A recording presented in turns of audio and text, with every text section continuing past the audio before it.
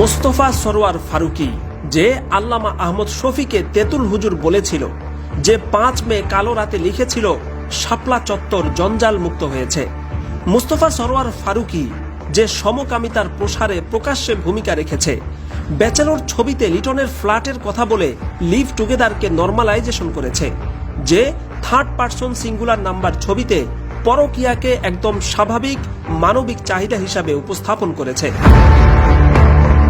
মোস্তফা সরোয়ার ফারুকী যে বাংলাদেশের সমকামিতা, পায়ুকামিতা, পরকীয়া, লিভ টুগেদার অর্থাৎ পৃথিবীতে যত খারাপ রকমের ব্যভিচার আছে বাংলাদেশে সেগুলোর প্রসারে সে অগ্রণী ভূমিকা রেখেছে, যার স্ত্রী সমকামীদের অধিকার বিষয়ে প্রথম বাংলাদেশি নাটকে অভিনয় করেছে, এমন একজন নিকৃষ্ট চরিত্রের মানুষকে উপদেষ্টা হিসেবে নিয়োগের দুঃসাহস দেখিয়েছে অন্তর্বর্তী সরকার।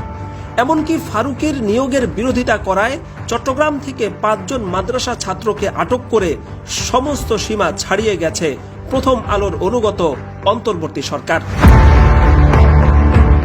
এতদিন সবাই ভাবত উপদেষ্টা নিয়োগে ছাত্র আন্দোলনের সমন্বয়করা ভূমিকা রাখছেন, তাই নিয়োগপ্রাপ্ত উপদেষ্টাদের প্রতি সাধারণ মানুষেরও একটা সমর্থন ছিল।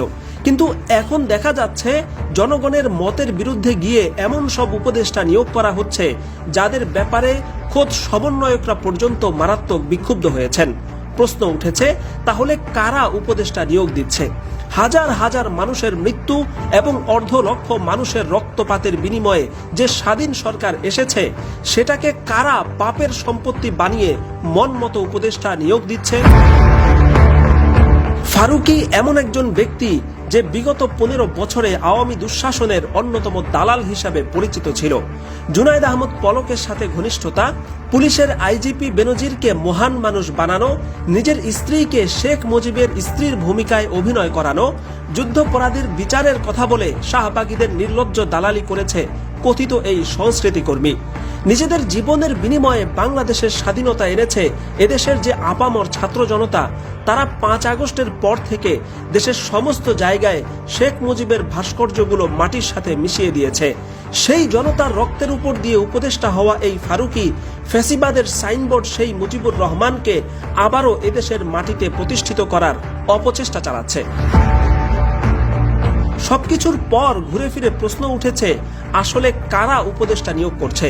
ফারুকীর মতো ঘৃণ্য চরিত্রের মানুষ, এমনকি জুলাই হত্যা মামলার আসামি শেখ বশিরের মতো ব্যক্তিকে কাদের পছন্দে নিয়োগ দেওয়া হচ্ছে? এক্ষেত্রে একদিকে ডক্টর আসিফ নজরুল, অপরদিকে প্রথম আলো প্রভাবিত মহলটির দিকে অভিযোগের আঙুল তোলা হচ্ছে সামাজিক মাধ্যমে।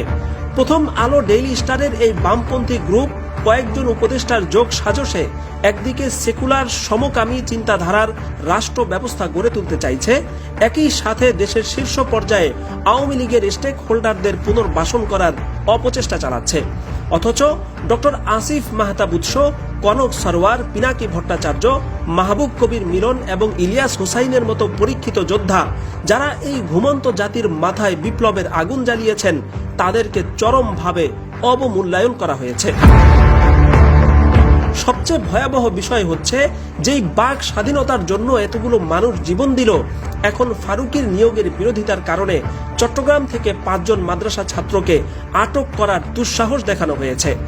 বামপন্থী প্রভাবিত অন্তর্বর্তী সরকার যদি মনে করে তারা প্রশাসনিক শক্তির ব্যবহার করে নিজেদের এজেন্ডা বাস্তবায়ন করবে, তাহলে শুধু একটা কথাই মনে রাখা উচিত, এদেশের যেই ছাত্র জনতা আওয়ামী লীগের মতো অপশক্তির শিকড় উপড়ে ফেলেছে, তাদের জন্য বামপন্থীদের এই তলাবিহীন সরকারকে ক্ষমতা থেকে নামিয়ে দেওয়া সময়ের ব্যাপার মাত্র।